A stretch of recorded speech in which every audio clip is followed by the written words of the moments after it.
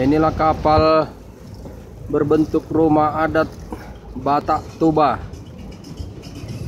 yang saat ini menjadi kapal andalan pariwisata di Danau Toba yang sekarang bersandar di Pantai Bebas Parapat.